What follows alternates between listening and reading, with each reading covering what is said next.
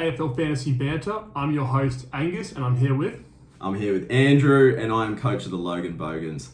And we just figured that in a year of absolute turmoil, what are we copping? Like 3 to 5 bullets a week at this more stage? than that for me this week. Oh, goodness. I just figured that with the chaotic year that we've had so far, and the fact we're not actually doing that shit, Actually doing quite well, we're actually yeah. doing That's okay. right. We figured, why not? I think the most help people can get, the better. Absolutely. So, we're going to give this a crack, and we want to pay our kudos to all the fellow content creators, such as shout out to Ball Boys, Bales DT, and of course the Traders. Number one. Traders number one. And we don't want to take over their spot or whatnot. We just want to help out as much as possible. Absolutely. That's what we're going to do. We live and breathe this shit, man. Yeah, we're too addicted to it. Yeah. So, we figured we put it to good use. My missus personally is sick of hearing about the fantasy, so figured you guys would like to listen to it more than her. So I reckon we can rip in. Where would you like to start, Coach? Well, just to let you guys know, we are starting at round 5. So we've started this a quarter of the way through the season. So we're starting at round 5. We'll go through our overview of the week. So for round 5, I scored 2,017 points.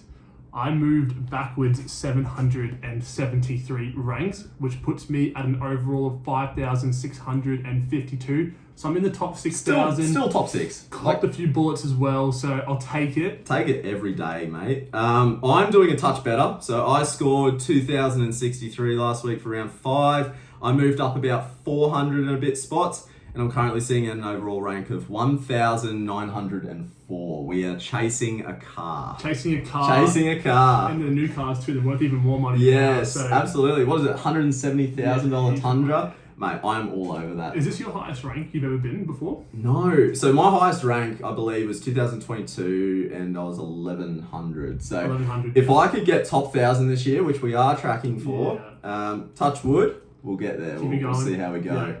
As long as we don't cop any more bullets. Oh, fucking hell, mate. I'll tell you what. We'll see how it goes. Well, we'll have a look at how our trades went for round 5. So, my trade outs for this week were, I copped the bullet of Tim English. I also captained him for a score of 51. So that was a big reason that I had a big drop this week. No good. And I also traded out Lockie Blackston. Can't go wrong with that. He's an awful footballer. Dud. Absolute fucking dud. I need to apologise to this man right now. He was not going to I've been so against bringing in Lockie Blackiston, and what did the traders say? What did you say? If you're a solo ruck, you can't score under 60. My ass, they do. 40-something points. Is that what he's averaging This at the one moment? time he scored 70 though. This one time. Was it pre-season? No, was it the Amy community? This one time he scored 70. Mate, I didn't even think I copped that good score on field. So did nothing for me. Nah, he is no good. What do you say we go through my overview of the trades from last week? Go for it. My trade-ins, I brought in, of course, Farrow, but I also did a last-minute switch the week prior. I traded out the laid-out Nick Dacos for Bont, and my whole plan was to essentially bring in Dacos again, regardless of that calf injury that he did sustain. It did keep me a bit on edge, but I figured we needed him back. However, my means of bringing him back was trading out my Luke Jackson R2. So I traded him out, and I also traded Jack Carroll, which left me about 50k. So it is a bit of a blunder. Of course, Luke Jackson absolutely dominated What with did that. he score again? I just want to hear it. It was 100. I don't want to say it was 131. Oh, so you traded out 100. I traded it out. Yes, that is correct. I traded that out. Fuck you, first of all. Interesting. He had a 100-point second half. Just think about that for a second. He had nearly 100 points and a half. But I knew that Sean Darcy was going to get injured in that game, so I wouldn't have traded him out. Yeah, well, now he gets to deal with Mason Cox. So hopefully Big Cox shafts him. Don't take that out of context. All right. But yeah, we're looking pretty good for this week. I know it was a bit of a blunder with that last week trading Luke Jackson. But my mid's definitely looking a lot stronger. I mean, we got the combo of Baz, Bonds, and Dacos now in my really midfield. Pisses me off. How many of those three do you have in your side at the moment, Gooch? Big fat zero of them. There we go. So a big fat zero. Now look, we're tracking okay, and look, at least we got Farrow. Farrow's been awesome. Yeah. So my trade-ins. So trade out Tim English. Toss up between Grundy and Gawn. Last 30 minutes before the game, I traded Gawn in. I was going Grundy the whole time. Decided I didn't need the 200k. What a mistake. We needed that 200k. Big time. What the fuck is happening this year? This is actually Can disgusting. we just quickly touch on exactly what's happening with all the injuries and stuff? Do we Mate. feel like the pace of the game is affecting how 100%, many it's people gotta be. do hamstrings and calves? It's just getting ridiculous. Every week has been a bullet. Every single week. Zorko was doing his dry needling, and as soon as the 3 years of no injuries. I picked him game up for the rules first time this change, year. going back and forward. Thankfully, I avoided that because I was about to do the same at the start of this year. I chose Whitfield instead, which in hindsight it was the better move. Yeah, I think. absolutely. So that's good. But yes, that is definitely going to be a point of discussion. All this absolutely fucking this year. turmoil. It is not good. So hopefully we can chase our ranks a bit further. And I'm happy with last week's trades. Even though we got rid of Luke Jackson, I still got Nick Dacos as Yeah, 128 last night. VC, you take that every day of the week. And my second trade in was Jacob Farrow. Everyone would have bought him in, hopefully, and he must have. If you don't have him already, you need to get him now. Yeah, absolutely. Yeah. The way Essendon are playing, they just play chip to chip, keep it off, and make sure that they do not win any games, even though they versed Melbourne and beat Melbourne. I'm not too sure what to make of Essendon's new game plan. No, I don't know. Obviously, they got the win, but I don't know how sustainable that's going to be for the rest of the year. They've changed their game plan 2 weeks ago, and in that 2 weeks, Archie Roberts managed to pump out a 130 and a 160. Just about. Just ridiculous. We're going to be speaking about him very, very soon because I'm lucky enough to own him. And I'm not. I went Tom McCarthy instead. So, but I'm interested to see what Essendon do this week because who have they got this week? They've got the Suns. So it literally anything could at happen. Gold Coast. Yeah, anything could happen in this game. I think Archie Roberts won't go as big as he has the last 2 weeks. Can. But that's not what you have him for. No, you have him for that Collingwood matchup that's coming up in 2 weeks' time. He's going to dominate. He's going to be a target. As much as I love Naz, I think that Collingwood matchup for Archie Roberts next week, that is going to be juice. That's going to be a BC for sure. Yeah, absolutely.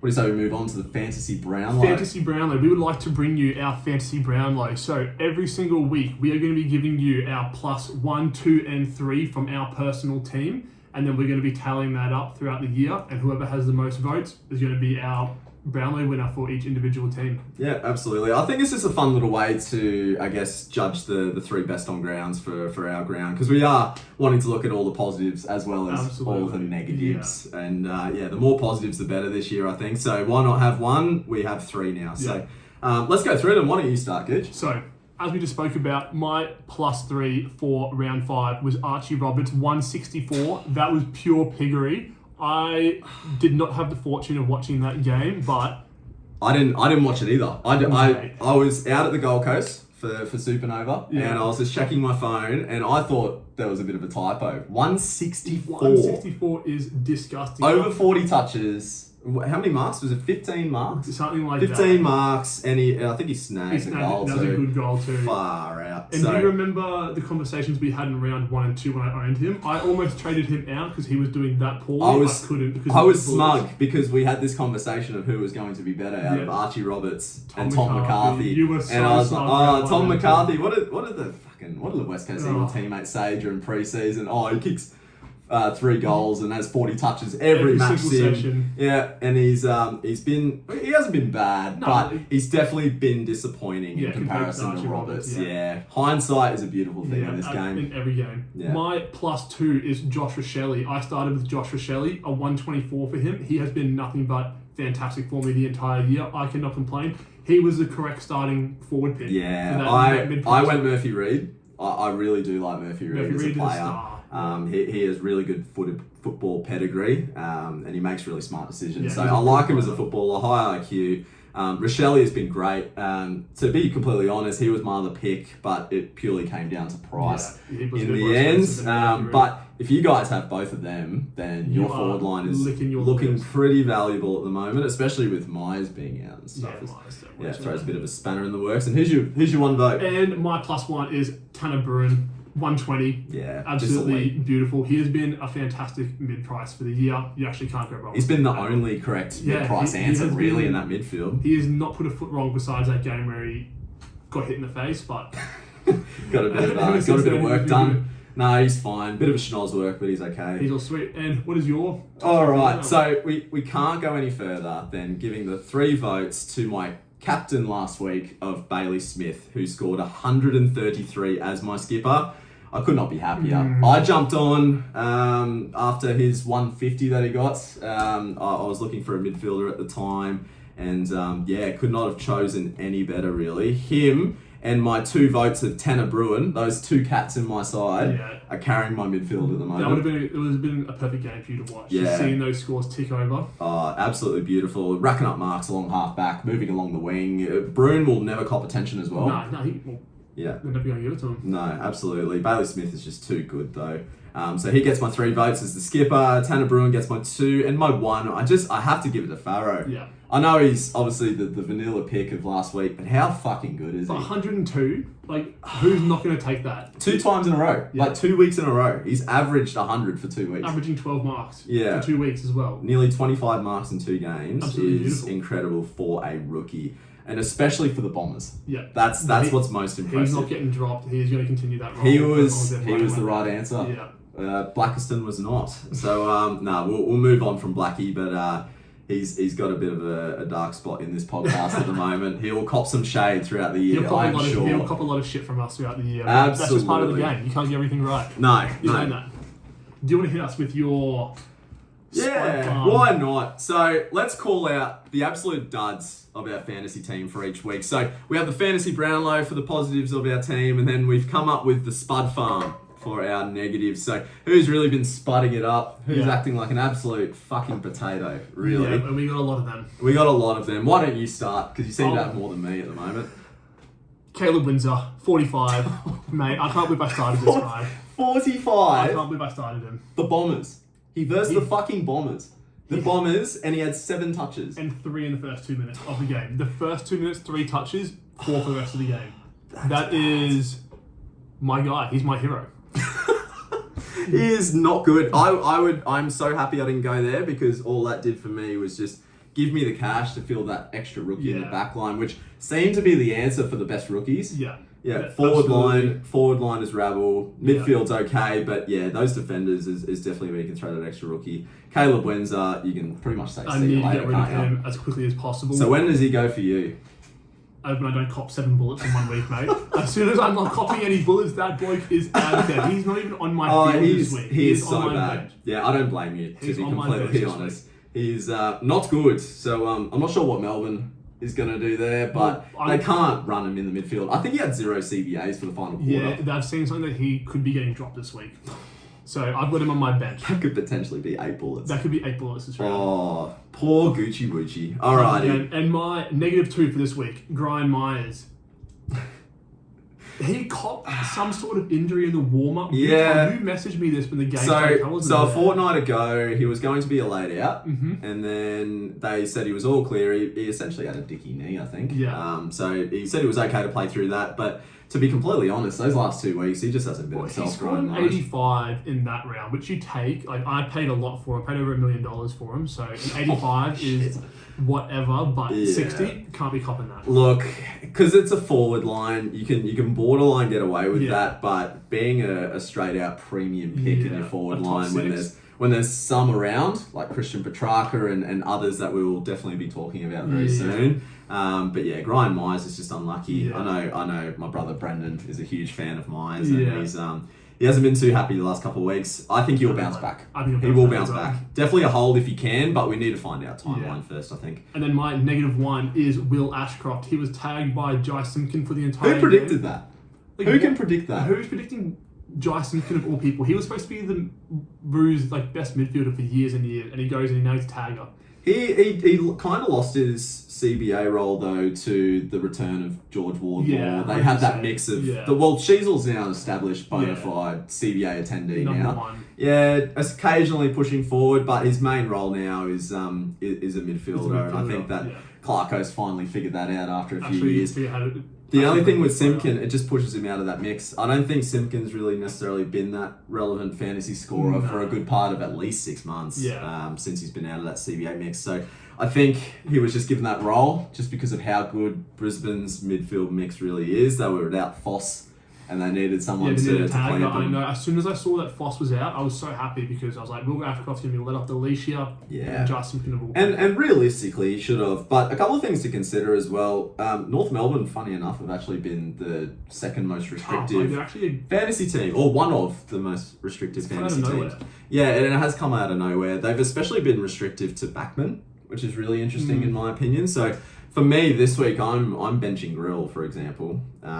But yeah, with that Will Ashcroft tag, I don't think anyone saw that coming. Nah. I also would have thought that Lockie Neal would have caught it. Yeah, copped it over anyone else. Yeah. But I guess that they're thinking that Will's the most influential player for the Lions now, which is I mean, don't blame him. He's Nah, an he's absolute absolute weapon. superstar. What's he want me? Like $800 for Norm that was Smith a picks big on North. Sportsbet. That was Yeah. 2 years in a row. 2 years in a row. My Yeah. boy Will Ashcroft. I still didn't pick him, but he is a great player, and He'll bounce back. He'll be bouncing back. he over the will next few bounce weeks. back. But I think you also got to keep in mind that if North Melbourne are willing to tag, Every Will single Ashcroft. team is going to be considering Expect at it. least. Yeah. definitely expect it. He's got a nice soft draw coming up though, which Well, is that? and avoiding a few tagging teams, so he should be alright. You'd hope hopefully. so. You'd hope so. All right. Do I go to mine now? I want to hear your first one. Okay. Now, this, if we had this out of context, you guys would probably think I'm insane, but my -3 actually goes to Luke Jackson. I traded this motherfucker in after round 1 when he gave Geelong a bath. Now, I know they don't have a dedicated ruckman besides from Blitz, and that's pretty much it. They were using Stanley Mitch was playing Edwards. in that game. Oh, he was Stanley too, was wasn't playing he? in the first So game. that's the thing. He wasn't even versing a rookie ruck. He dominated, scored 125. Awesome tick. He became my R2. It made it a bench play with McAndrew. And I saw getting Goulden to Jackson as a great opportunity Yeah. for a bit more team balance.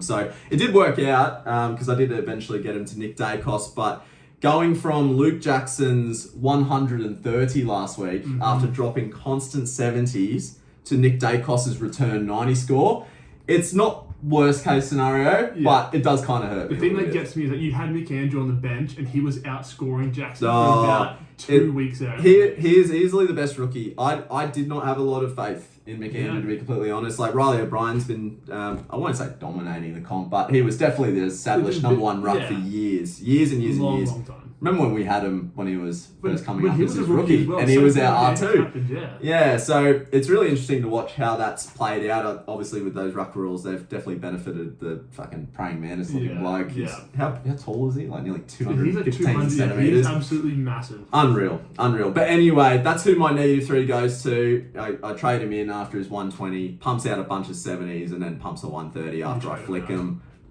Love to see it, Yeah. eh? Yeah, Love to see no it. good. All right, let's go to -2. I'm going to give it to Braden Cook. The rookie. He's Brady no Cook. good. He's no good. He's a rookie. Yeah, but he was also who I fielded when Petrarca decided to go out. So I decided to go a little bit lighter in that forward line. I do not think. I think Braden Cook is going to become one of the number one priority rookie trade outs in the next couple of weeks. Absolutely. 100%. He's still a rookie. But you got to keep in mind, he barely hit his break even. His break even is now creeped It's up. It's now, 49. yeah, it's 49, 50 now. And what did he score? 57. So, look, it's not the worst score for a rookie. Yeah, he okay. made 24,000. But I will just say that Adelaide's wings, as you know, with Isaac Cumming, they're very hot and so cold. hot and cold. I One mean, of them will pop one week, the other pop the I mean, next. if you look at what Braden Cook had been scoring over the course of this year, it's pretty much been 80, 40, 80, Yeah, 50, so and it's just been hit and up, down. I don't like that on my field. Mm-hmm. And look, and for others, they might not be number one priority, but I didn't have too many awful scores it was a this pretty week. good week. I had a pretty good week. But I will give my -1.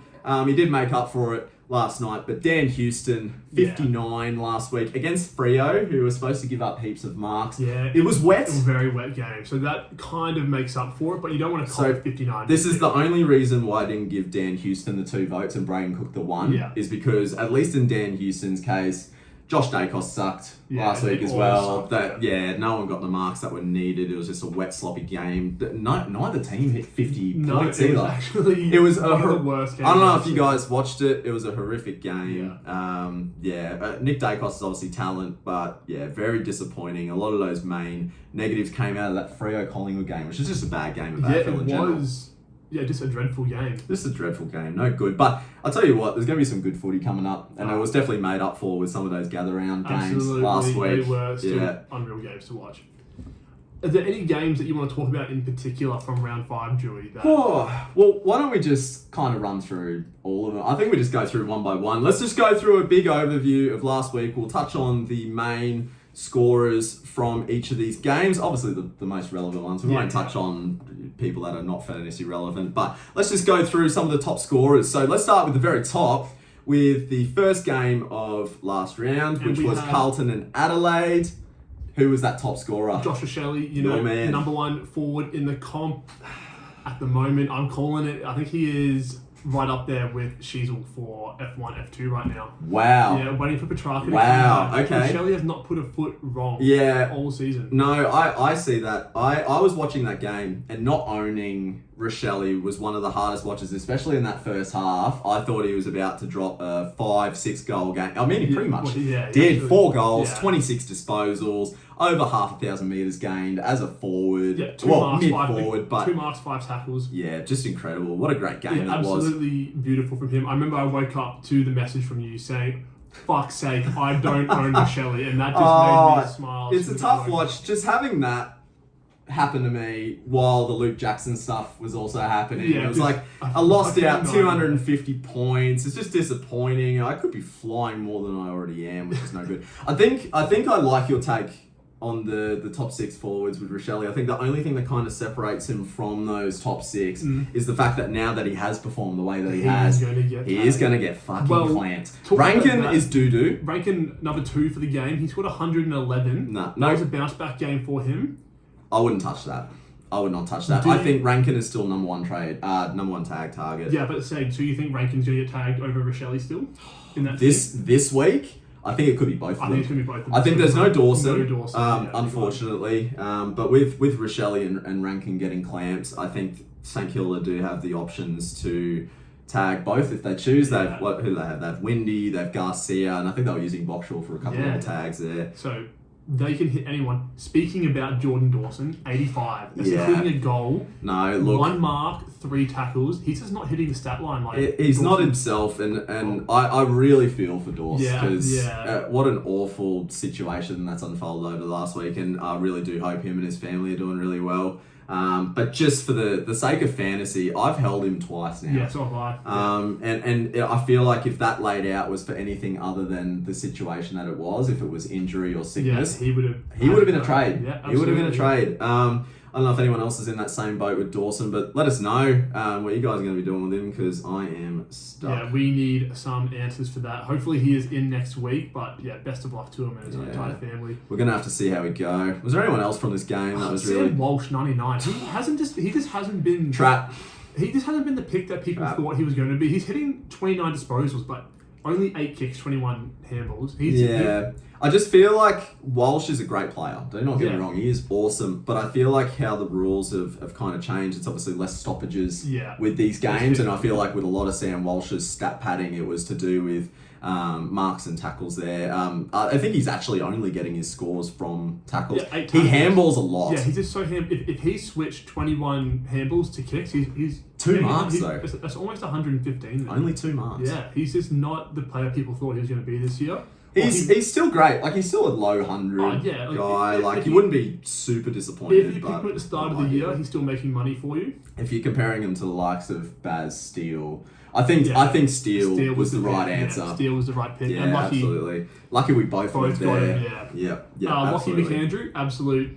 Yeah, he's the rookie of the year. I've had him benched for every single game except for that first one.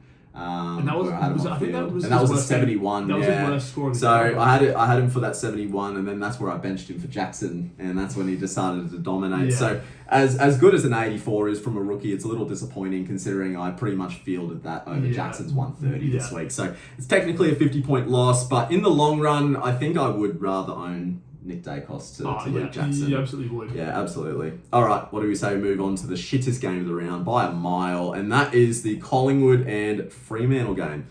Let's start with my man. Lukey Jackson. Why does he just decide to show up randomly? Like, in the second half. 35 at half time. Yeah, did everything in the second half. Absolutely monster score from him. I was a bit smug half time. Yeah. I thought it was a great trade out. Thought it was awesome. 131 in the end. He had 90 something points in that second The half. Sean Darcy effect, or even potentially just the second ruck effect. I'm interested to see how he goes with Mason Cox back in. Does Cox play more forward? Well, Cox is a more natural forward than Jackson is, and Jackson's a better He's not- ruckman than But Cox he's as not well. a natural forward. He's just tall and he can kick 30 metres I think and you're less just- straight enough. I think you're just jealous because you're 5'5" and you actually are just jealous Fuck of all off, the people man. in your No, planet. no. Look, I think Cox will have a good crack at this. And yeah, I think Jackson will average 80 with him in the side. That's a big Yeah. call from you. 80. I don't know what it is with Fremantle and their coaching staff, but they just keep persisting with this dual ruck Yeah, I setup. don't get it. And Jackson's an absolute bona fide star without it. He is a star, and I saw that, but yeah, until he gets a new coach that appreciates him as solo ruck, I do not think we can go there personally, even though he has the Eagles. No, which, that's fair as well. again, hindsight, that would have been a good hold, but nah, we keep moving. That's part of the game. How about we talk about Luke Ryan's return? How many games has he played now? Is that his... Is that his second I game? think it's his second game. I think it's the second game back. Don't quote us on that, but Yeah. 121. Yeah, it was actually... Is he back? Is Lukey Ryan back? No, he's not. 10 marks. Yeah, 10 marks in that wet weather And game. 23 kicks out of 25 disposals. That's what would have Yeah. done that. If that was similar to Walsh's split, which obviously Yeah. being different roles, it wouldn't be. It'd probably be closer to that 15 Yeah, kicks yeah. and But 10 it's sort of still a big handballs. But difference. that is a big difference. That would have been a difference between a 120 and a 90. Yeah, that's... Like, that's 10 marks is really good. And you also got to keep in mind that there are a few other those guys that, Collingwood more specifically, that took a good chunk of marks. Like, Quaynor had 10, Maynard had 9, and they managed to get hundreds as well. Yeah. So, I mean, you can't really look too far into this one. You also got to keep in mind that Josh Dacos and Jordan Clark and even Jordan Clark got 90, Yeah. but Josh Dacos and a lot of those other really key, Dan Houston, really key All backmen. the Collingwood key backs just thinking it Flopped. up. You know, obviously Josh Dacos 76 and Yeah. then 59 for Dan Houston.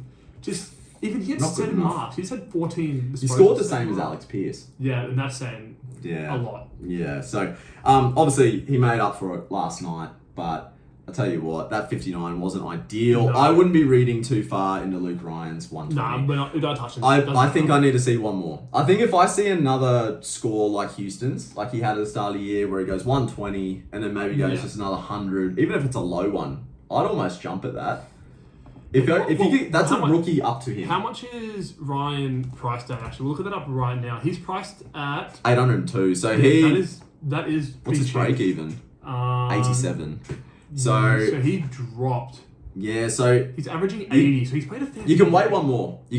I know he has the Eagles this week. Yeah, He's you- less than 1% owned. That is a lonely island. Yeah, if that fucks up. If that stuffs up, you are cooked. Yeah, I think with Luke Ryan, wait a week, but I think he's around that sort of price area of where Nick Newman is, which you were lucky enough to jump up on. last night. We'll talk very Yeah. soon about him in a second, but then- yeah, I think wait one more. I reckon we move on to Nick Dacos and Caleb Sarong, our two pods for this. We versed Yeah, each our other. We versed each matchup. other in our matchup this week. And there's I only lost, 10 points obviously. difference. 10 points difference. Not the Sarong, way you'd hope. Disappointing. Yeah. So he's been really good for me since I bought him in. I've had him for those two scores over 115. So 24 touches is low by his standards, Yeah, absolutely. though. It was a wet game, Yeah. so you got to give him that. But 3 tackles just yeah, good enough. that's just not. That's just not him. good enough. Nick Dacos, 31 disposals. Yeah. One tackle, 4 marks.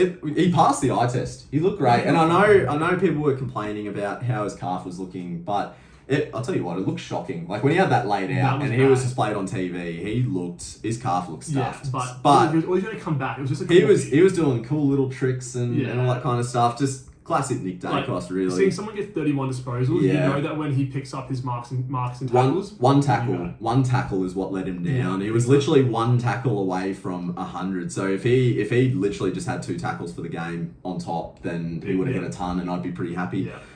But yeah, he's still obviously a great pick, and I think that calf is a thing of the past Yeah, for just Nick. corky. Let's move on to Angus Anderson, rookie of the week.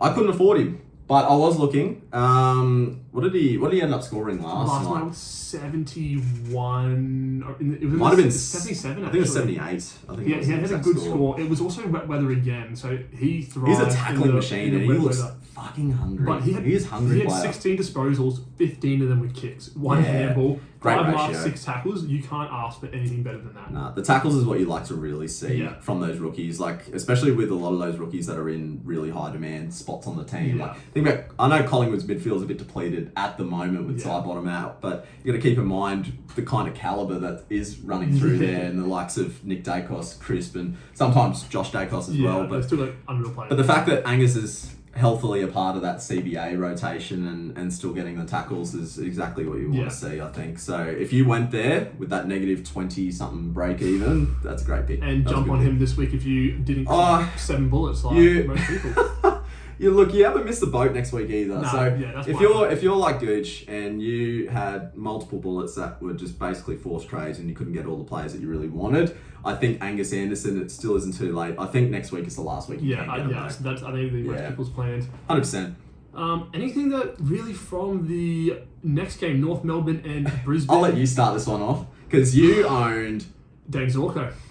Hell yeah. So I missed this, so I didn't even see what happened but originally. he was actually quite disappointing even in the first quarter. I think he was only on like 21, 22 starting the first quarter. I was expecting a massive score out of this guy. Then he gets injured. I was lucky because his time on ground was under the 50% You're rule. kissed. So I had Absolutely kissed. I had Sam Grill pop on field for him, which was lucky enough. But better enough. I think take that. And I think it's a really good use of the rule, to be completely that honest. is what the whole rule was brought in for, and I'm actually really happy it's happened like that. Yeah, unfortunately, the other shit thing with the rule, though, is the fact that it can go the other way, like with English. Yeah, having that 53% 53%. when I had the that is captaincy rough. on him. That is really rough. And that would be the only negative with that rule, so I guess it depends on your situation. But yeah, very kissed with that Zorko cover, I think. I was praying for it, but Zorko is a must trade for He's him. a money hemorrhaging player who is going to miss multiple weeks at a minimum. So he's got too much money on his head. Too much money. He is a must trade. So if you were to, I know we're jumping ahead a little bit, but if you wanted to prioritise the 3 main outs of Buderick, Dev Rob, and Zorko, would you purely put Zorko at the top because of how much he's worth? Yeah, because you're just missing. He's an extra $500,000 in Dev Rob. You're wasting $500,000 on your bench for holding him that week. I think there's also just a few options around that price you can get to. Like obviously with Naz and Archie Roberts. I know Naz was laid out. That's not happening. Yeah, he's gonna drop a dookie on our heads. And I probably should have gone there last week with the cash instead of Dacos. But we keep moving. But I think there's so many options around Zorko that you can get away with trading him first. You need to get rid of him. And then what's the positive out of holding him? Like literally no 3 weeks, you're holding a 37-year-old with now injured calf, which is and soft tissue for Zork. And knowing the season, there's going to be more bullets next week anyway, which is going to force you to possibly hold him again. If you can get rid of him now, cost the loss and just get rid of him. Happy days. Already spoke about Will Ashcroft for me. He'll be fine. He just copped a lot of attention. Yeah, he scored the same as his brother, Levi. It's just part of the game. Yeah, so Colby McKercher, 76. I haven't gone there. I have gone there. I've had him since round 1. I've had him the entire year. I don't like how he fades out of games. Big fade out. Like, he looks like he'll just drop a monster. And then nothing in the second half. And then, he's doing like Caldwell type stuff. Just 17-point halves. And no, as a non-owner, I'm not too stressed about If I was you, I would be staying away from Colby. I think there's, again, same with the Zorko thing. I think there's just so many around it. Like Nick Newman. Coleman's cheaper too, Kadeem Coleman. And with Zorko out, that might be a pick too. So, I think Colby, if you don't have him... Yeah, don't touch him. Nah, just leave him for a bit. She's all 105. Take You take second highest scorer, take it. Yeah. And that's what we really got from that game. Not a whole If you went LDU as a pod at the start of the year, kudos to you guys, because I was looking at that for a short period, just purely because of that run North Melbourne had. When we all faded Tristan Cherry, I was thinking of seeing how many North players I could get in. I wasn't having Colby. I was thinking if LDU was a good pick there. Yeah. So he definitely was the right answer in the pod department, I think. So hopefully this is his first season where he cracks 100. Well, I reckon it will be. It seems like it. He's on track for it right now. Yeah, we'll see how it goes. All right, let's move on to the Essendon and Melbourne game. We have already spoken about... Essendon are back. you reckon they're back though? Yeah, they're back. Yeah, put some money on them for the top 8.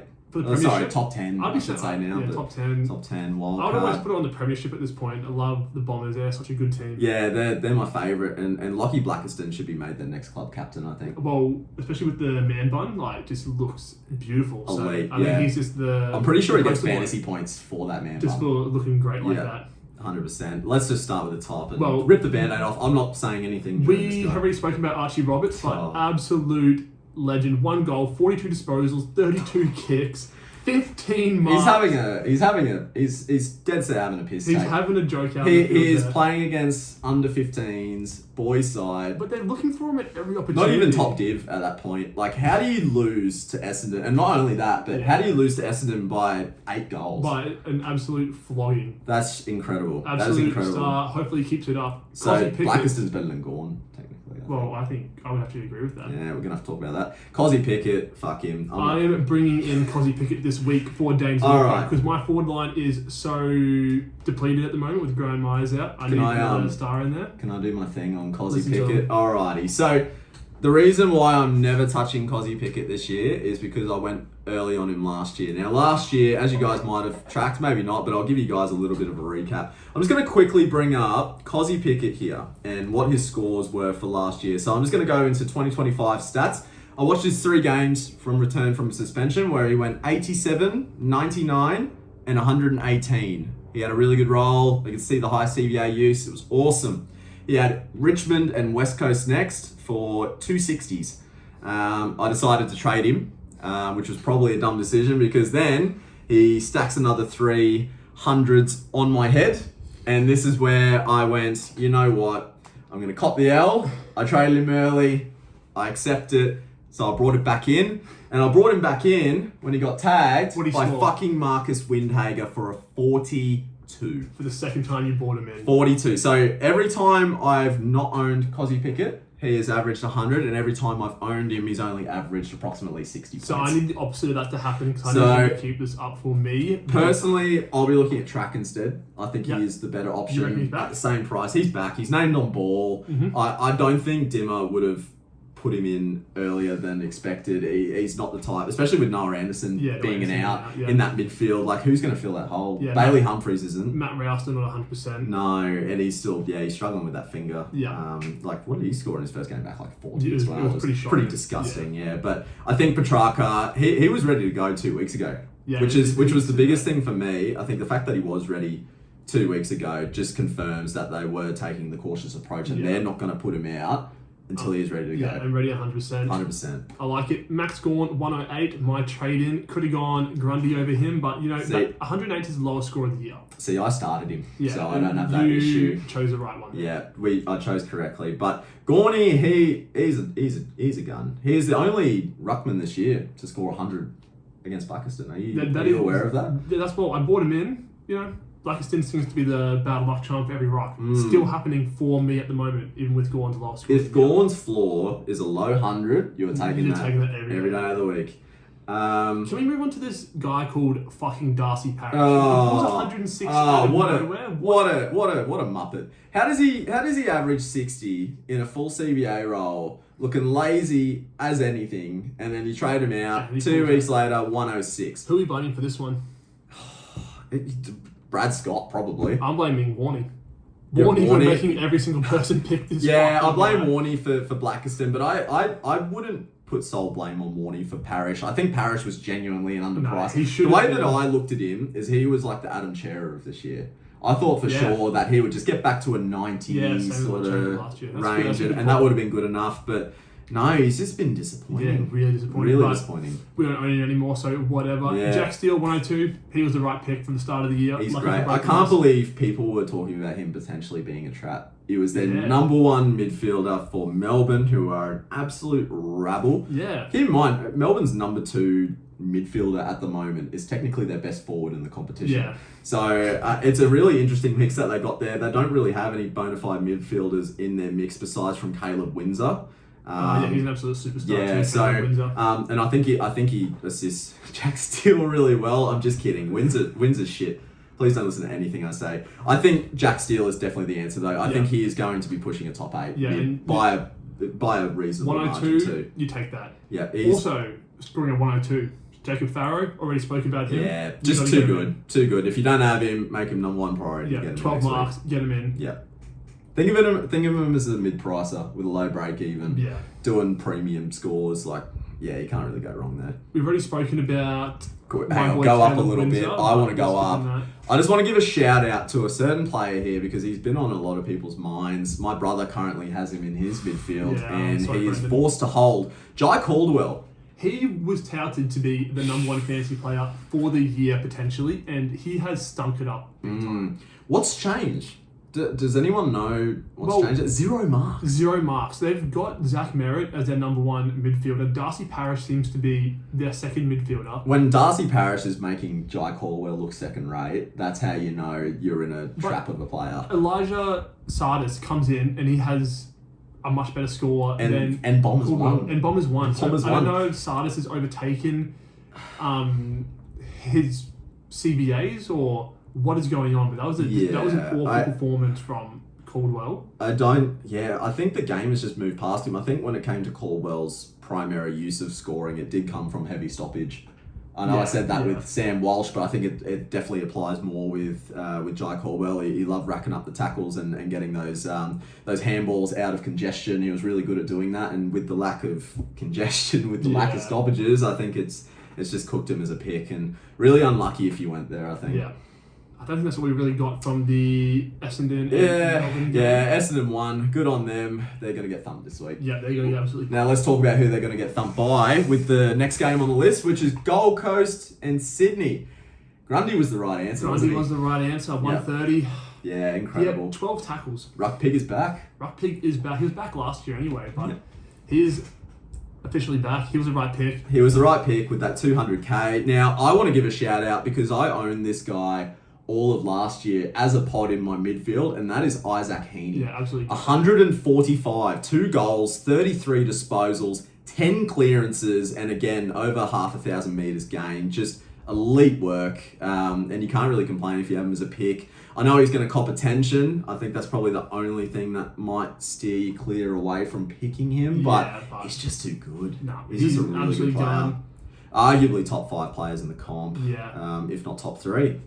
Chad Warner's an interesting player at the moment. Never He's again. picked up forward status. He scored a 91 last week. Is that his best? That's his best for the That's year, his- I'm pretty sure. Yeah, but 2 goals. just in general, is that his best? Is that what he's just going to dish you up at the I best? think a 90 average would be I good for see. him. See, I would spend up if you were to get a Sydney forward. I think I would just spend up and get Justin McInerney. He is in all Australian form he's at the He moment. is in ripping form. You're Yeah, right. Brendan went there, so Did he Brendan go? has him there. Yep, and so did Aya. She has him there as well as F2, and it was a little bit of a pod play there. I think he had a really massive score in that opening round, which gave him a little bit of popularity. But I tell you what, I didn't expect him to be this good. Not all year. Yeah, so he's averaging on the trot, I think above 90 Yeah, for you the take year. that every His day. lowest score being 85. So if you went there, well done, and I'll be looking at him a little bit later.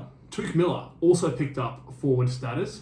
Not really a great last four. No, but he had 26 disposals as well. He's just not hitting the other stat lines. 77 for him against the Swannies.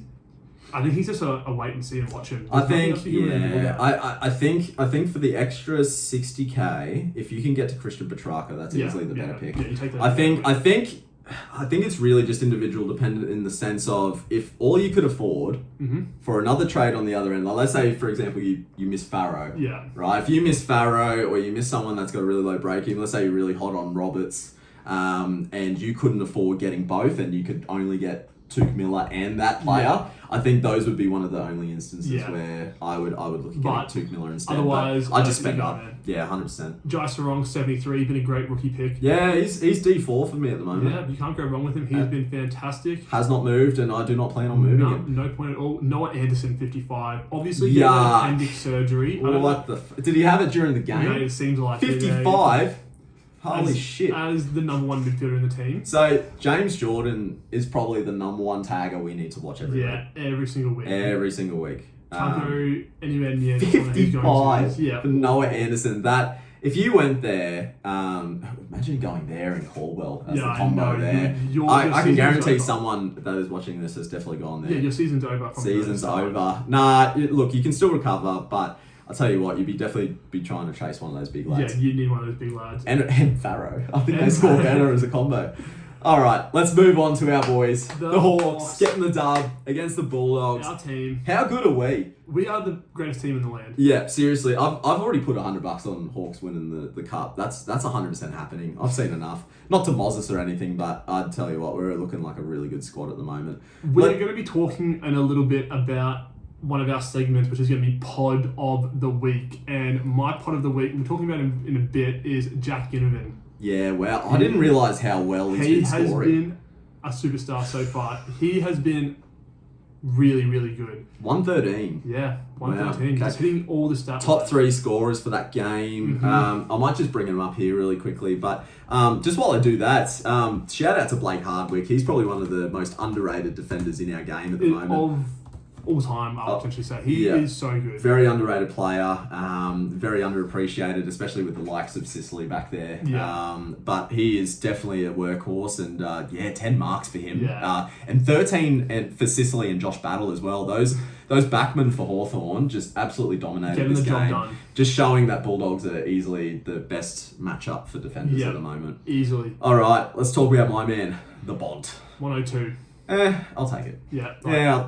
I traded him in a couple of weeks ago. I got his captain score of 130 against the Bombers, and I didn't have the C on him or even the VC for this game because I knew he wasn't going to do the greatest. But considering he was the only Bulldogs player to hit 100, and actually, I think he's only...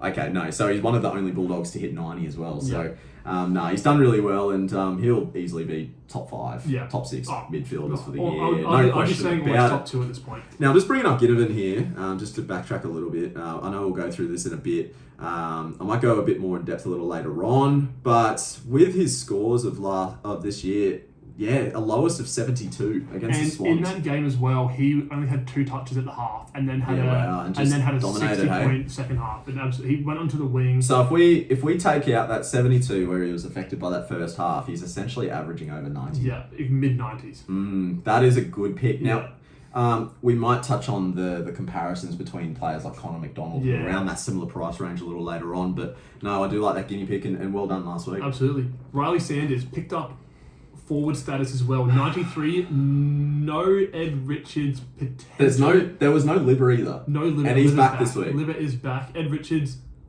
I'm wrong. He is actually in. Ed Richards is still in the team. That guy is going to be out between 1 and 20 weeks. I don't know what's going on with this guy. No, Bulldogs don't know what's happening with their injuries at the moment, I don't think. Can't call it. But I will say that if Ed Richards is out again, I don't think Sanders is going to hit that 90 plus. But I do think he has a capability to get between 70 and 85. I think. But is he even? Can you check that? What's he priced at? What's he priced at? Because I don't think that he. So is worth Sanders is $721,000. He's got Geelong this week, and he's got a break even of 48. So I mean, realistically, you could play the break even game there. He'll make money, but I think if you were cashed up and you were trying to go Dev Rob up to someone, he's not a bad option for that F6. He really isn't a bad option. If you were pretty desperate for it, I just think there's players around that. Like, you got to keep in mind, like, I'm not the biggest fan of this pick personally, but Isaac Rankin, he's around the same price as Sanders. Now, Sanders will never cop a tag in his career, most likely, but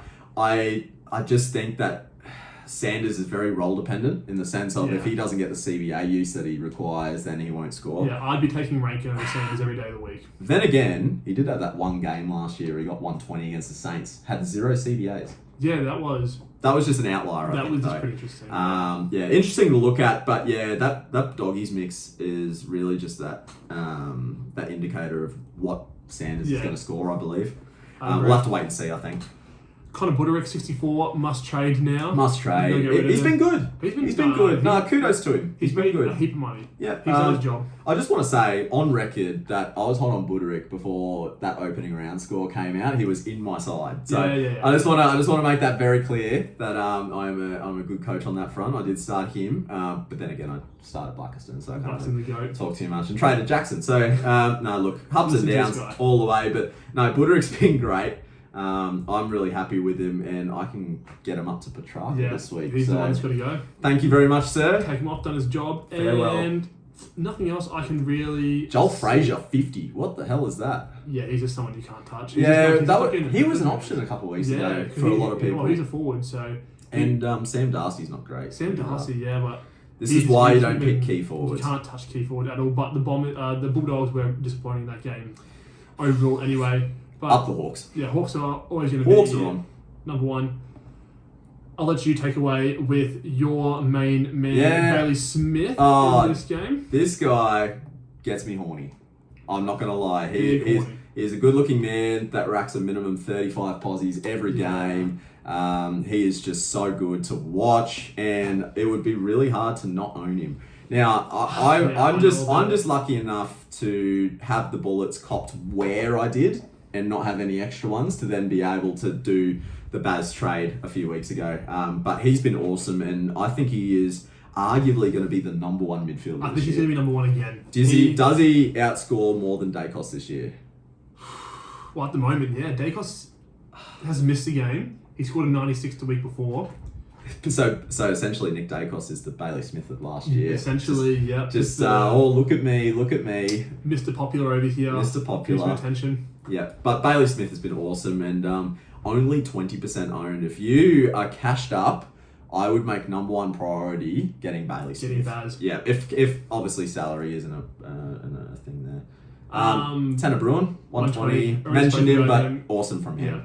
Max Holmes, 107. Now, we'll get to the West Coast guy in a second, but Max Holmes, 107. I just want to say that he was playing mainly down back for that.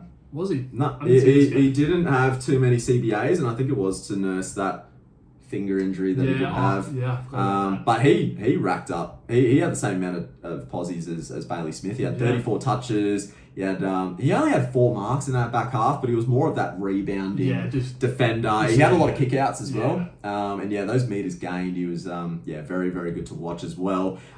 It's really just a matter of S grade midfielder versus A grade when it comes to Smith and Holmes. So can't go wrong with either, but I just feel Bailey Smith's just a touch better. You'd rather go for that S grade, which Bailey Smith definitely is. All right, let's talk about Trap of the Week, and that is Bailey Williams.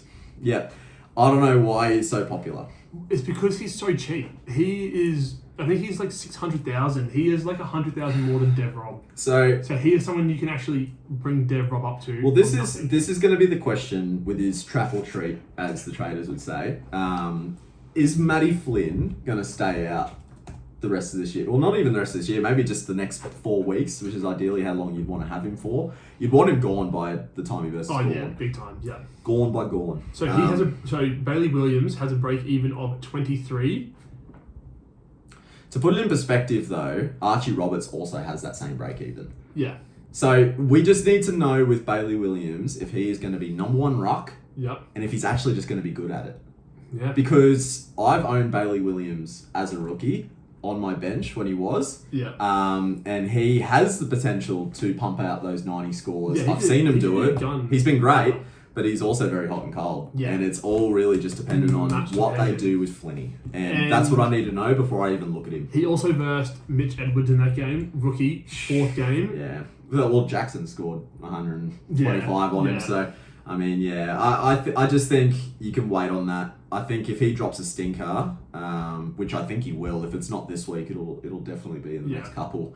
For the desperate, I would say, if you can't afford one of those 700Kers, then you could. Yeah, I just wouldn't feel good. You can play the break-even game with him because he is going to make money. Not for me personally, but an option for the really desperate. Willem Dersma. Yeah, one we missed. Big miss. He is also for potential rookie of the year with... I went Carroll instead of him at the start of this year. Yeah, so did I. Just because of the cash that it allowed me to get me a different player. It just let me do the things I wanted to. Willem Dersma was just a touch too much. How much is Willem Dersma actually worth now? Well, he's over 600k now. That is putrid to look at, knowing that we could have owned him. Yeah, so, I mean, Carroll is not a bad player by any means, but he was definitely not the right decision. Compared to fancy scores. People were talking about Jagger being number one draftee. Well, not super disappointing, but compared to Willem Dersma, we picked the wrong one, I think. Yeah. I think a lot more people should have been hotter on Dersma, because Yeah, he's definitely the best Dersmer out of the lot, Yeah, isn't he? yeah, it easily is. Yeah. I want to hear your thoughts on Tom McCarthy. All right. 81. He has been. All right, he's okay. Like, What's his average for you? 80. Is it 80? Yeah. 80, So yeah, and that's pretty much exactly what he has scored me every single Is week. that, So how much has he made or lost money this so year? he's lost money. So he's lost about 50k in value. He's got a break even 98 now. He's got a Jeez. break even of 98, but he does have a few good matchups coming up. He's got Freo at Optus, that derby. He should take a few marks there, as well as St Kilda, Richmond, and Melbourne Yeah, so in the those three three will after. be big ones. That is all I'm holding him for. He is not a priority trade out. No, just He's leave him not. for now. Yeah, like look, it's disappointing, especially when you're comparing him to the likes of Archie Roberts and those players around him. But I think he's doing his job. He's increasing his kickouts as well. Like he's the main kickout taker for West As he Coast should now. be. Duggan's kind of doo now. So Tom McCarthy's been doing a lot of that workload down back. And he does get some CBAs. Nowhere near as many as what we thought. Yeah, you were very hot on CBAs all year. And I should have known, but you just got to keep in mind, guys, like he was the number one averaging player for West Yeah, Coast which is for the insane. year in half an AFL season. Like, think about that for a second. He would still be the top averaging. Do you person blame me I feel for like. starting him over Archie Roberts? Yeah, I do. Yeah, you do. I Yeah, think fair enough. Archie Roberts Fair was enough. kind of like, he was touted pretty high. It should have just been writing in the wall, shouldn't Yeah. it? He had Nick Martin's role just Yeah. sitting there ready to go, Yeah. and he could just easily fall into that. No other Essendon player is really good enough to do that. That's just part of the game, though. It's part of the game, and who knows? It might be Tom McCarthy and Archie Roberts in a few But weeks' Tom time. McCarthy could score. He could. 150 He could. on one of these teams easily. We also want to keep in mind that the games that he's had so far, they have been really tough matchups. Like, he's at Gold Coast, and in less than 2/3 of a game, he managed 88, which was great, and that was a good sign for me. But then he's had, it sounds pretty easy on paper, but North Melbourne, But they've been one of the being most hardest, restrictive. yeah. Yep. And then they've had Port Adelaide, Sydney, and Geelong at Norwood Oval. So Yeah. it's been a lot of Adelaide matchups and really tough matchups and restrictive matchups. And I'm just hoping with St Kilda, Richmond, and Melbourne on the rise, he might be able to come We'll back. see how and- he goes. yeah, if you want a prediction on what he averages, I think he averages 90 for the next 3 weeks, which is enough for me to get him up to Nasiah You just take or that. Roberts. We'll see how we go. Josh Lindsay, 67. I 2,000 traded rookie. him. I started with him, and then as soon as he got dropped, I traded him Oh, instead the of other way around. Blackiston. Yep. So now Blackiston just sits as a big ugly reminder in my ruck line not to pick shit players. Easy gun. Yeah, specifically Bombers, unless they're Archie Roberts or Jacob Farrow. But yeah, Blackiston's no good. Definitely happy with that. Brian Myers, already spoke about him. 60. He's out this week anyway. Yeah, Injured. disappointing. He better be back next week because I'm holding him. Dev Rob. This is just unlucky. Yeah, That's so unlucky. I'm holding him this week. I actually feel for the bloke. We both live in Brisbane, so we both somewhat support We Brisbane know Lions, we like- know how hard he has worked for a spot in Yeah. the AFL side. He's been the sub for how many years Oh, for Brisbane? 4 years. He Good was part a of sub 4 in the years. 2023 grand final Yeah, and lost, and which- then didn't get a game for 24 and 25. Gets traded, starts playing well, does his ACL in round Poor 5. bastard. So we won't be seeing him the rest of this year, but he may be an option for us in a few years to come. Yeah, well, he's going to be cheap again next year. He gets discounted on this score as well. Oh, you seeing little how beauty. he goes. And he does have that scoring pedigree. Like, Yeah. it's not like he did his ACL and prior to that he was only scoring 50s and No, 60s. he was Like, actually, he's hit He 100. had some really So- good scores. Anything else really to talk about in this game? Manor and Stewart, what the fuck? So Stewart 46. People were talking about him a bit earlier on in the year. He had a decent score earlier on, and then he's done nothing and since. just went missing. But that was the thing, like, in this West Coast game, I think at half time he was sitting on 9. It was like a single-digit score he was on at the half, and he easily recovered from that. They played at but it was Norwood not Oval. good. It was I think it was something. It has to be something to do with Norwood and just not having the marks like in the game people were talking about. The only person with double-figure marks was Connor O'Sullivan with 12. No one else had The double- wings are closer together Yeah. on Norwood Oval, which means that I think that the amount of switching that they would do might be Yeah. affected a little bit. So, but same with the grand there's final. no excuse for a fucking Nah, 46 from Tom Stewart. That is why you guys do not pick Tom Stewart anymore. He is past his prime, in my opinion. Yeah, At I least think- from a fantasy sense. Yeah. Definitely better options at his price. And just really quick, Manor, I was looking at him. I was a bit cash starved in that forward line a few weeks ago, and I was looking for someone. Ended up going Murphy Reed, but Sean Manor 40, and I'm pretty sure prior to that against Hawks he had like a stinker as well. He had like a 30. So yeah, not sure what's up with him. I think he's well aware of his down form, but he'll pick up. I'm sure he'll be fine. Let's move on to our final two games. We got Giants and Richmond. Nick Madden, 111, playing number one ruck. That came out of nowhere. Can you touch him? No.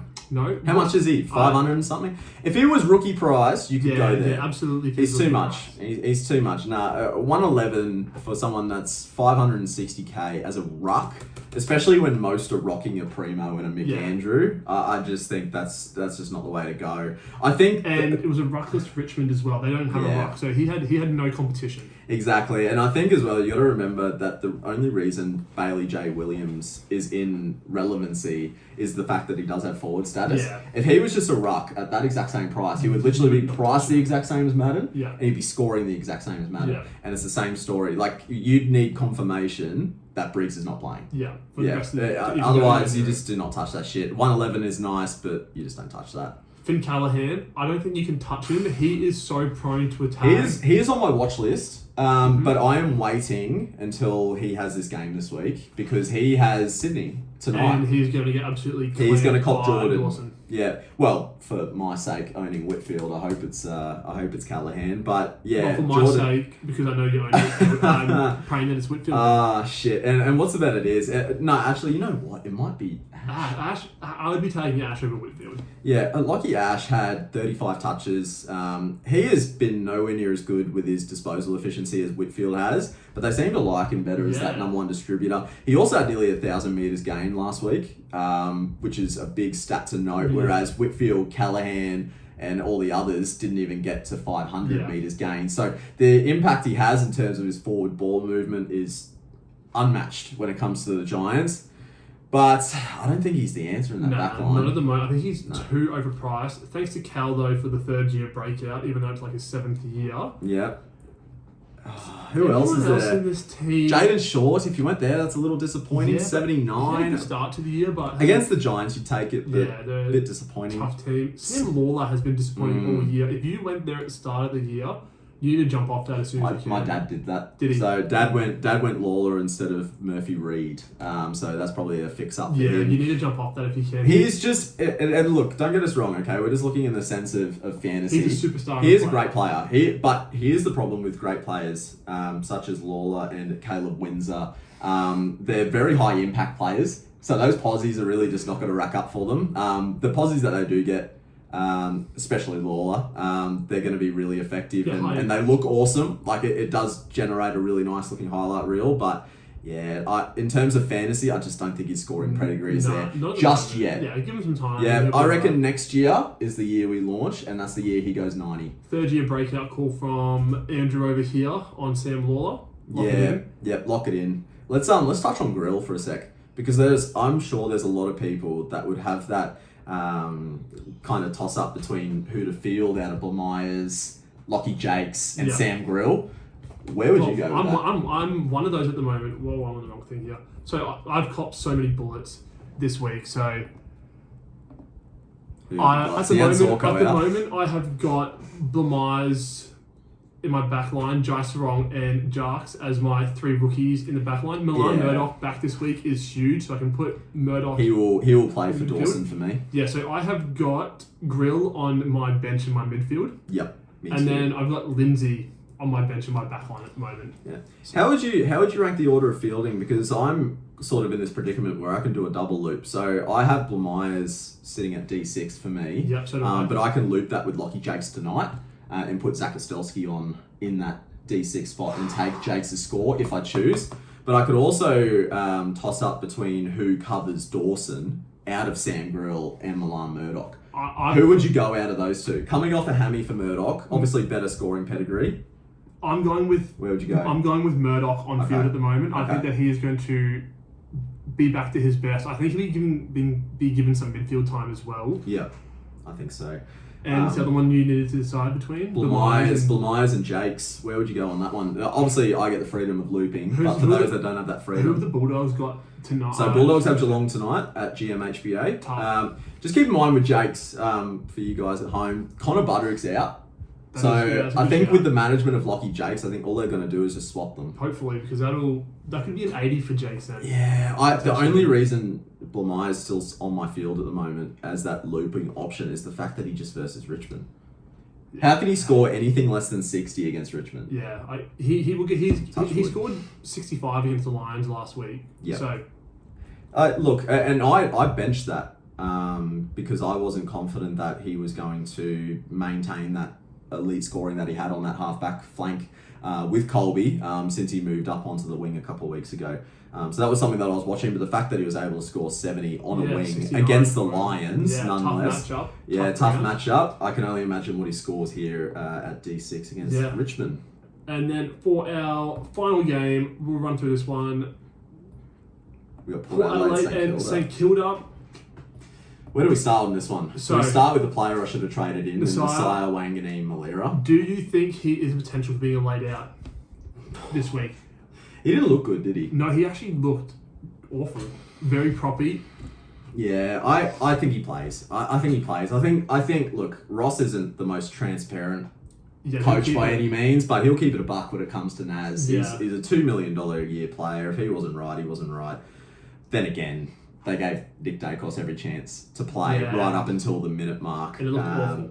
And yeah, he was laid out on that. So just be aware that they may say Nasai's good to go, but just watch for that laid out If you anyway. have Nas in your team, get ready before the game to do a quick switch. Yeah, like make sure you're 100%. locked in and ready for that. Yeah, so even though Nasiah is under an injury cloud at the moment, he is my number one priority for me because my backline is looking pretty weak. See, I have the option of bringing Nas in this week for Dane Zorko. I've jumped at the shadow and I'm not bringing him in. I'm decided to Okay. bring Cosy Pickett in because I Okay. need more forwards and Yeah. because my forward line is disgusting with these injuries. At the moment. Forwards are definitely disgusting. I think with Petrarca back though, that just makes it a little bit easier to shop. Yeah. And Cozzy's obviously the same price. My personal blunders with him, I'm not going to pick him, but they're both around the same price, and realistically, you can't go wrong with either. You'll be speaking about Callum Wilkie in a little Yes, bit. for our how pod. good is he? He's the only player in the AFL at the moment that has played 100% of game 100% time on ground. in Hasn't the come entire off season, one. which is awesome. So his lowest score, I believe, is a high 90. Can you just quickly double check that? But he's been immaculate. So I'm pretty sure he's had a couple of 95s and he's had a few over that 100 mark. Just super consistent. Here we go. We got it now. So he's averaging 110 Yeah.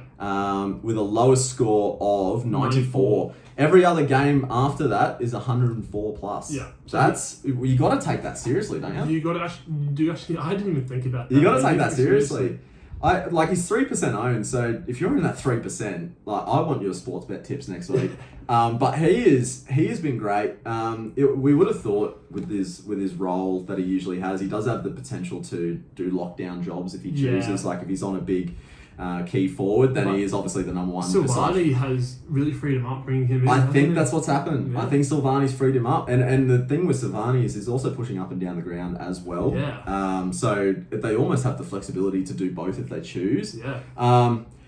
I just think the only reason he is a pod is the fact that Nasiah pretty much costs the same. Yeah, and you'd be going Nas. I'd be every going week. Nas. Yeah. Well done to Callum Wilkie. Oh, And hopefully he absolutely. keeps this up. But yeah, if you guys are looking for a pod, which we'll be doing a little segment in a moment, There's one there. he is a good option. Let's move on to Zach Butters, 118. Yeah. He needed It's that. enough. He needed that big time. He didn't get suspended for that fucking ridiculous What thing the with the fuck? umpire. Nick Foot needs to be fired. That was He the needs to be fired. stupidest thing. He I works have for the ever bookies. seen. I couldn't believe that. Are you kidding me? He works for Sportsbet and Yeah. umpire. How much are they paying you? I mean, it's a fair question to ask when you're getting paid by the bookies. But he didn't even get asked that question, did he? I don't think so. I love how the AFL I- come out and said there's no... Butters isn't really the most down-to-earth bloke or anything. No, so he's a hothead for sure. He's a hothead. I think it's just ridiculous the fact that it actually went as far as a whole case over Yeah, it. and he got fined. And he there got was- fined. and there was no... And he got fined. And the fact that his teammates said that he didn't backed say him it as up. well and backed it up. They basically, it's literally their word versus yours. Yeah, and they've just taken the And umpire's that word is no that matter is easily the wrong approach the AFL has taken Yeah. there. So yeah, definitely got a lift there. I think Butters is going to come out as Angry Butters what. against That's our what I'm boys. thinking too. Yeah, Angry Butters. Even though it's against our boys, I hope he scores a 140. I'd I like to see it. hope he scores, and I hope they also get flogged. Yeah, so same. yeah, we'll roll with that. Let's move on to JHF 97. He's an option again. Are we because- falling in this again? Nah, I'm not going anywhere near it. Nah, he trapped us last year. Yeah, he was a fucking trap last year, but he's relevant again. Forward status. The forwards are so shit this year. You could almost just throw Chad Warner in that again. Yes, Chad Warner, Riley Sanders, JHF, all under the same blanket. How much bid time is Jason Horn-Francis playing? Is he playing enough CBAs to actually warrant a selection? Because if I'm picking a forward Horn-Francis, I am not touching that because he's had a great run. It doesn't seem like, to me, he's getting the midfield time that he needs. Like, Because they like pushing him forward, don't yeah, they? Josh Carr doesn't want him playing full time. It seems like. No. So Which is really bizarre considering they're out Rosie. And yeah, Ollie Wines has been good, I guess, but yeah, they don't really have too much of a midfield mix besides from No. that. Willem Drew was on a wing prior to last week, and I think they literally moved him in for the sake of the matchup on Naz, which I didn't even end up committing to. Yeah. They threw Jace Burgoyne on and yeah, he got was given an absolute yeah, he got plastering. taught a real lesson there. Yeah. Jack Sinclair at 90. He has been a really good pick this year. Yeah. He was someone I Naz, thought was a trap. at I the think start, if but- you didn't go there at the start, I think Naz is the pick now. Yeah. Naz is Yeah. now. Naz is at the Naz is right now the price, pick. right break even. But Sinclair has been the pick of the defenders for the year so far, up until Well, now. here's a question: Does Sinclair average more than Naz for the rest of the year? I don't think he does. I think Naz. Naz is the correct answer. The only thing about Naz is he will get a tag from every single player, from every team that throws a tag around. Sinclair will skip it every time. Yeah, I also think that Sinclair had the name Stinclair for a while for a Yeah. reason. He does have the capability Of to drop a pulling a stinky stinky. 60 on you. And I've been a victim of that Yeah, firsthand we for both have. quite a few years. I do love Sinclair as a player. I think he's a great rebounding halfback, but I think if you're looking in that St Kilda defense line now, I'd almost pick Wilkie over him. Yeah, I think that's a Yeah, good just for call. that Big call. pod. I think just purely because of the fact that Sinclair's borderline topped out in price now. Mhm. I know he had a hard matchup with Port Adelaide, but I just think the fact that both of those other Saints defenders are under a mil, Yeah. I think you might as well just go there and Yeah, save you the gotta do cash that, and, mate. and deal with your 7 bullets the week following, eh? Love life. Love Sam life. Flanders, 85. Whatever. Like, Yeah, you can't well, complain about forwards. Easiest at the pick moment. of your life though, wasn't Yeah, it? like you just leave him there. Like, Yeah. who cares? He's going to be top 6 no matter what. Doesn't matter. You don't, He's fine. You don't touch anything else. He's fine. Remember when I had Mateus Philippou? I warned at you. the start? I warned you not to pick Mateus. Oh my god. The fact he even started at, what was he priced at? 60? It was priced at 600k, a little over. That's ridiculous. I traded him out straight away. I owned him last year, and I copped Yeah, his. you copped I copped some. his 2, and I copped his 9 on field, and that was thankfully during the buys. But that was a rough own. Like he lost 100k in 2 weeks when he wasn't even priced or anything. And I think people just look at his last 4 rounds of 2024 and just think he's an Yeah. absolute star. That was nearly 2 years ago now. Yeah, I know. He's played no real football for a very long time, and the real football he has, his best at the moment, is 15 disposals. So yeah, I wouldn't be touching. Oh, and he had 2 goals, 3 in that as well. So he's not kicking 2 goals Yeah, every not week. even He'll be a 50 and another dud. And he gave you a 2 and a 9. Love Yep, to see that. Dud. Jack Watkins Dropped. got dropped this week. Got dropped. I'm so pissed at myself. I traded Jack Carroll out for Jack Watkins when Watkins scored that 90 and he has done nothing since then. No. All right, well, you could feel better because there are still people that own Miles Bergman. That is true. 33. He was the lowest scorer on the ground for Port Adelaide Yeah, I thought- in that game. There's something wrong with him. He is not playing the role we thought. No, I don't understand why he's not either. I think as soon as I personally heard Josh Carr's uncertainty with where his role was going to be in that preseason, that was my immediate rotation Yeah, had to to Tom get him McCarthy. I just think that with that, he has the flexibility to be a utility. Like, Yeah. fantasy aside, he can go half forward and kick a goal if he wants. He can tag, he can do little defensive roles in the midfield. He can also accumulate somewhat as well. Yeah. And he can drop down back and be a little bit of an interceptor and a rebounding halfback as well. They do rate Farrell and that more now. Yeah. But yeah, with that uncertainty on Bergman's role, he is a cooked pick. You can't get any You need that. you need to get rid of that if you haven't already. How owned is Bergman? Because he Oh, was sure. super highly owned at the start of the year. How owned is he? Oh, so only 4% now. So thankfully you would have jumped off that by That's now. still 4% too many. That's still 4% too many. And just one more as well. Rowan Marshall. Under 50. Yeah. Under 50. He is averaging under 50 this year, I Yeah, think. Like, what the fuck? Like, I know he's double rucking with Tom DeConey. But he's not even He's rucking at averaging this point. 48.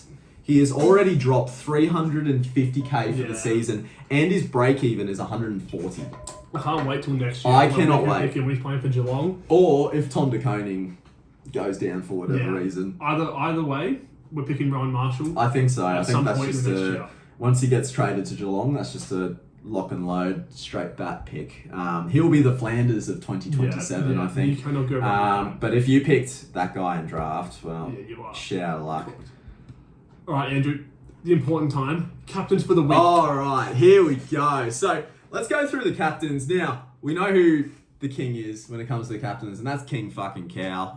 We're not going to take that away from him. But I would like to give my input, and the reason I would like to give my input is because I'm on a bit of a pedestal at the moment. My rolling captain average is 126 for the Yeah. year, and that includes a Lockie Whitfield 92 in round one. So I would like to give my picks on the captains, and look, they're somewhat cop-out picks because they're all just basically the top guns this Yeah, week. but that's what you're supposed to do anyway. But we'll go through. I've put it in a different order, but we're going to start with number one, and I think the number one captain for this week is Bailey Smith against the Bulldogs. Revenge game? Revenge Do you game. think he is going to keep doing what he's doing? Yeah. No.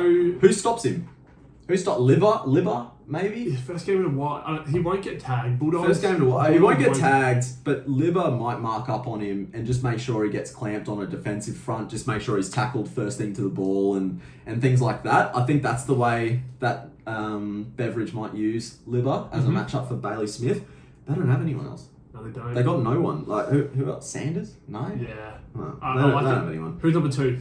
Number two is Nick Dacos versus Carlton. Now this game already went through, and this guy was my VC, so I'm taking that. What do you score? 128. 128 for Nick Dacos. You Yeah, can't go wrong. 100th game, and I'll tell you what, it wasn't even looking like a good vice captain pick at 3/4 time. No, It was looking pretty rough, and I was actually getting quite angry because I traded him in last week for a 90 and what was seeming to be either a high 90 or a low 100 again, but something just clicked in that last quarter for him. And 47 last he week. had 47, but he had 13 disposals, and in particular, this is just a really important note here, he had 8 of those possessions in the first 3 minutes of the game. First 3 minutes of the last quarter of the Okay, game. yeah. Which is incredible, which equaled his 13 posies for that last quarter, brought him to a 50-point quarter pounder in the last. Yeah, you need that every day of the Yeah, week. that's huge. Number 3 is Harry Sheasel versus Richmond. I mean, how can you not put him in the top 3? 181 last year. Yeah, I do not think he will score 180 again. Okay, we No. cannot have that expectation. No so way. that is why he sits at number 3 and not Mhm. number 1, because I personally think Bailey Smith scores more than him this week. I What? think Harry Sheasel will score around a 120. Is there There's any- no world where he doesn't. Is there any chance of him being tagged? No. Richmond, you don't reckon will Um, even throw someone around the stoppage at him? Like, even a Is it Jacob Mac- Popper? is- McIntosh retired now, isn't he? He's retired, isn't He'd he? been condom head. Roll on deodorant. Yeah, he's gone, isn't he? Yeah. So no, Rex Owen's not touching him. I think Sheasel is just going to have an easy 120, and you can't really go wrong. So he's my number 3. Now this is a bit up to debate because of the matchup he is up against. But at number 4, I put Max Gawn versus the Lions. Lions with the double ruck set up at the moment. They've got Draper and Fort. Essendon thumped Melbourne last week. They did. Gawn is not going to be happy. Yeah. They're back at the MCG against the Lions, where at the Gabba, Gawn still managed nearly 120 against them last year. So I think back at home, after a big loss to a shit team, I think he is just going to put the comp on notice with a massive ruck performance. I'm predicting a 140 from Max this week. Put it on the I books. like it. Put it on the books. And at number 5, I've put a little bit of a unique here, but I've gone Christian Petrarca versus the Bombers. I can't believe I'm you've doing done it. this. I'm doing it now. I just want to outline, here's my number 5, okay, because I do not recommend that you just straight captain this guy. But if you have someone... Oh, wait, hang on. Gold Coast is the last game, aren't they? They are, aren't they? No, they're not? No, Gold Coast are early Oh, on. they're... They're Oh, beautiful. Saturday. No, that's first fine. game Saturday. Oh, there you go. So, VC only, but expect 3 goals and 25 touches from track, if not more. I want a line from you. I want a score from you, and I'm going to give you... We'll make a little bet on this to see... Give me a score. From track? From track this week. 125. All right, 125. 125. I'm going with a 93. Oh, so his break even I think is 91. Yeah, okay. Oh, sorry, his projected's 91. So Like, that'll be really interesting.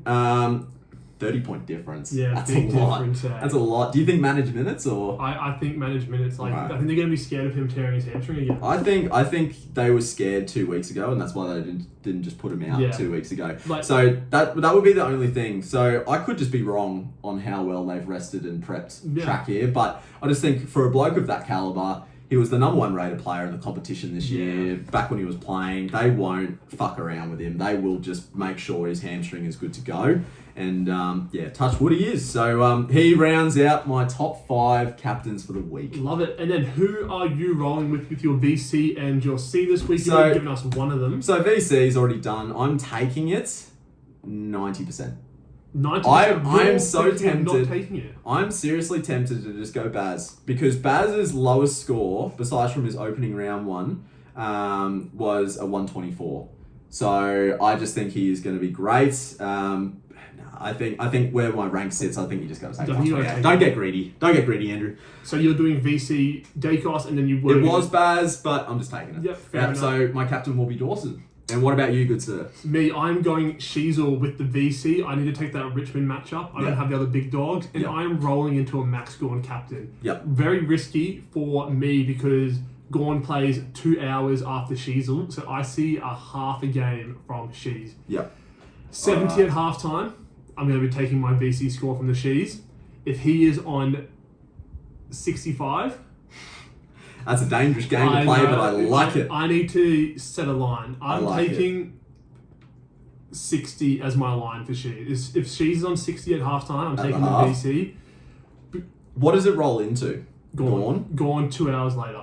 Oh, And so I'd the want chicken- 70 from Shees at half. Yeah, your prediction for Gorn. Yeah, Gorn's It's going to go crazy. big. Gorn is going to go big. I'm not saying Melbourne's going to win, Yeah. but I am going to say that Gorn is going to go I am massive. scared of the double ruck setup. He only scored 108 on Lockie Blackiston. But you also got to think he scored 116 on the combo of what was it, Darcy Fort and McInerney last year at the Gabba, and McInerney was a tough ruck. He was and a that tough combo, ruck. and Sam Draper's doo-doo this year, so maybe not from a fantasy sense. I haven't really been watching him that much otherwise, but I just need Sheasel to do something well for me in a half. I don't need to worry about it. I reckon- And I have full faith in the Shees. meet in the middle. Let's go 65. That's a 65. 130. That's a Right. 130. I'll take a that. 65. Beautiful. All right, let's say we run through our top 5 trade targets of the week. What do you say? Top 5 trade targets of the week. For me, is this trade out targets or trade in targets? Let's go trade-ins first. Let's go Trade in. trade-ins first. So All right, we'll start with Angus Anderson. That was already done. So if you missed that, let's go to Archie Roberts at number 2. Archer Roberts number 2. He is a much needed player. Like Yep. you got to pick him up as Break even Yeah. of 22, so even if you were concerned about how he was going to score, then at least you can hide behind that break even. And that is the only edge he has on the side, in my opinion. I like it. Yeah.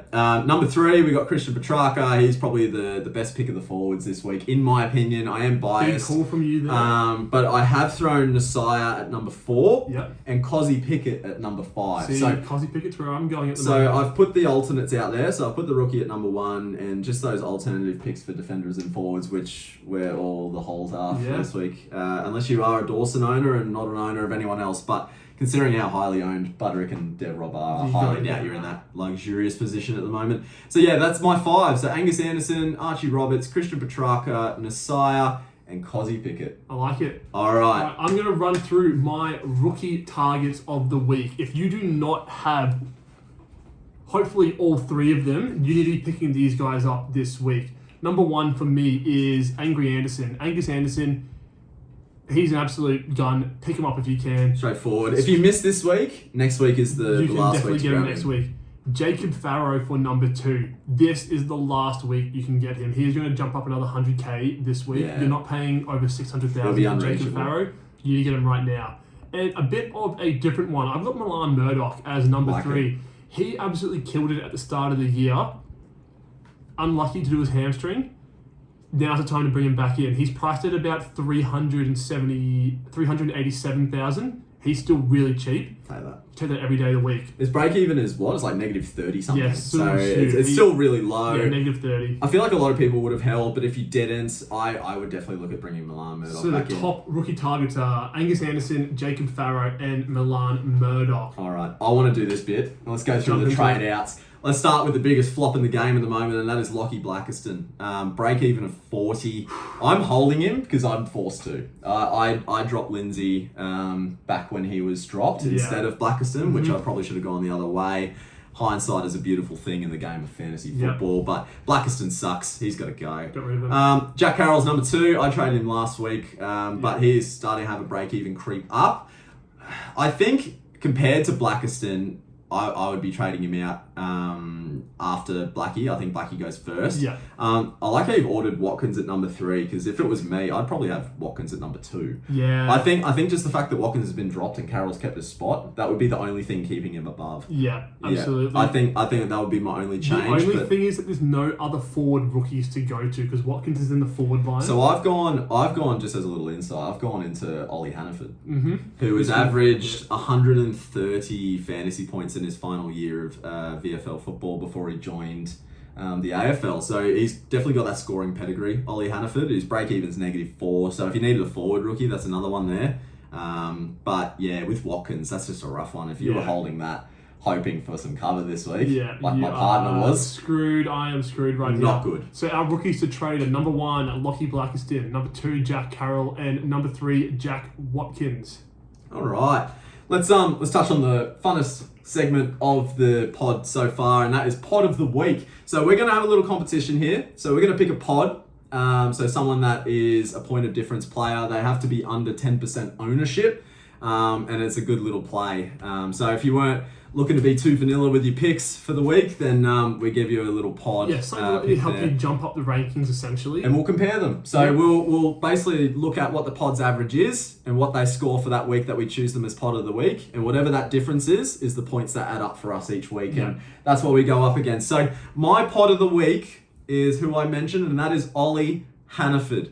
He is the only viable forward rookie option this week. He's got a break even of -4. His debut game, he only scored 32, but it was from half a game, and he scored a 60 last week. He did kick 2 goals for that, but I think his job security is there. I also think that if he's a forward rookie scoring consistent 60s in a forward line just full of rabble, you can't really go wrong. I went him personally because of the fact I couldn't afford Angry Anderson with the Petrarca trade in from Budrick. But I tell you what, Ollie Hannaford, keep an eye out. I like it. I might be bringing him in next week for Jack Watkins for me personally.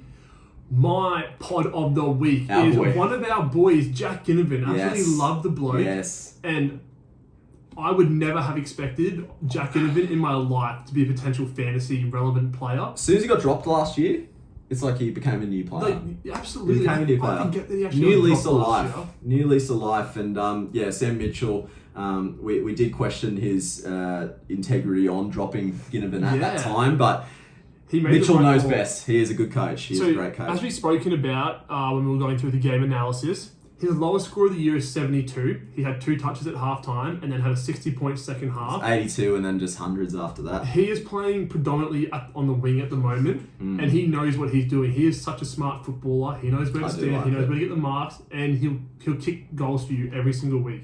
He's a Right. safe bet for 1 or 2 goals. What is his ownership? I believe it is in the 2.27.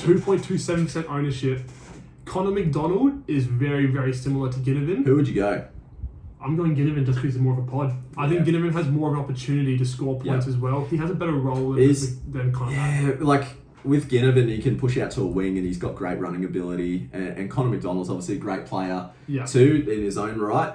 But I just think that the fact that Sam Mitchell still isn't backing him to attend the CBAs is a little bit alarming. And that's the only reason why I haven't gone there. Because I actually personally rate Connor McDonald over Josh Rochelle. Oh, Josh Rochelle? Yeah, okay. I do. I just like the fact that even with 0 centre bounce attendances, he's able to rack up 90s easy. And just imagine if there was another, well, I mean, it's happened already, but imagine another Hawks bid goes down. Yeah. He could easily just take a chunk of that. That is true. His floor is pretty low, but I love Ginnivan as a pick. Yeah. Break even to 72. He's going to make money. Yeah, he's around that Connor McDonald range, so if you're looking there, he's your pod. He's got some good matchups coming up as well after the Brisbane matchup with Carlton Collingwood Bombers. So what do you say we absolutely smash it race through the last 2 segments? Let's do this. Let's get it done. All right, let's start with the top 5 trade out targets that are not rookies. Mate, this is... All owned by you. All owned by you. So no better man for the job this week than Angus. Who are your top 5 trade outs? Number 1, Dev Robertson, ACL, out for the year. Poor guy. Devastated, got to get rid of him. Connor Buderick, he's out for 4 weeks. He's done his job. He's made his money. Bring him up to a better forward if you can. Number 3, Dane Zorko. He's got $1 million on his head. So much money. You got to get rid of him. You can take him to anyone you want, essentially. A lot of options. Number 4, Caleb Windsor. This bloke is stinking up this season. Bad player. He has had one good game for me all year, and I get to hold him for even And it was longer. against the Blues. Against the Blues. It was against the Blues. That says a lot. And just keep in mind, he only had 7 touches against the Bombers. Yeah. Like, he is... if I owned Windsor, which I don't, because I'm a pretty good coach. Yeah, but if I owned Windsor, I would personally be trading him over a Buderick this week. Like, I would still trade Zorko and those likes over him. But I think Windsor, at least with Buderick, his prices are moving. Windsor is just a dud. See, if I don't trade out Buderick, then I have a donut in my forward so that would be... line. So that's not smart. Windsor's a heartbeat, and I need him. If you have a heartbeat on your bench, I highly recommend you trade out Caleb Dud Windsor before Buderick. But you just need to see what cover you got, and obviously it's team dependent. But yeah, I'm so glad I did not go Windsor this year. I know I went Blackie, but yeah, thankfully I didn't go both. And number 5 is Jack Watkins. So our 3 forwards that we needed for a heartbeat are out. So that's my D7, D8, and my D5 gone. Like, I have your whole defense line Yeah. is in shambles, mate. And thankfully for me, I only had the top 2, so I only had Dev, Rob, and Buderick to fix up. Thankfully, I missed Zorko. Thankfully, I missed Watkins. But yeah, some are not so lucky, and some have the combo of Caldwell and R. Anderson as well, which is not ideal. That would ruin you. All right, let's go through our trades for this week. Yeah. I'm going to kick things off. So this week I went Dev Rob and Connor Buderick out to Oliver Hannaford at F8 with the emergency and Christian Petrarca at my F2. And that leaves me with exactly $0 in the kitty. 0 smackers in the kitty. You take that. That means your trade is going to be perfect. Hell yeah. For me, I am trading out Dane Zorko and Connor Buderick, which means I'm holding Watkins, Windsor, and can I just get a Robertson. little thank you for Nick Newman last night? And I'm Nick Newman and Cozzy Pickett. I was so lost last night. This guy called me last night and was like, Andrew, who do I get in? What do I do? And we're looking at all the options, and Nick Newman was the right one, wasn't he? 80 at halftime. I didn't do it myself. And on 101. He should have scored 160, you know? That's the way the game works. Whatever the halftime score is, you double it. Well, yeah, and hopefully Sheasel doesn't do that for you when he goes 70 and 20 for a 90. Does nothing. I would ruin my weekend. Touch wood. Hopefully it doesn't happen, but we'll wait and see. And what are your trades? You said Nick Newman and Cozzy for yours. And Cozzy as my trade in, and that leaves me with $32,000. So Cozzy over Track? Yep, at the moment. I've got Cozzy over Track. I think in the long run, Track will be better, but for the next couple of weeks, I think Cozzy is going to be better than Track, just because Track needs to get his match fitness back up. I think, I think you'll be really surprised at how evenly they both score this Yeah. week. Cozzy has a harder matchup too, which is something that I'm also hiding behind, but also the fact that I've been stung by Cozzy. Yeah, many times. Yeah, but we'll see how we go. Now, starting from next week, we're going to be doing a green vest punishment, which a lot of you are well aware of, and we're not holding back. No, We're just going to fuck each other's lives up. Yeah. Realistically, like I run a business and he's a teacher, School teacher. Let's get us both fired, eh? Nah, we're not going to do too bad, but we are going to do some pretty incentivized punishments there, so you do gives not us wanna reason lose. to not be shit at fantasy Yeah. this year. So yeah, we'll see how we go. But guys, that's going to conclude our first Fantasy Banter podcast. Thank you very much for listening. You can find us on Instagram and TikTok at Fantasy Banter.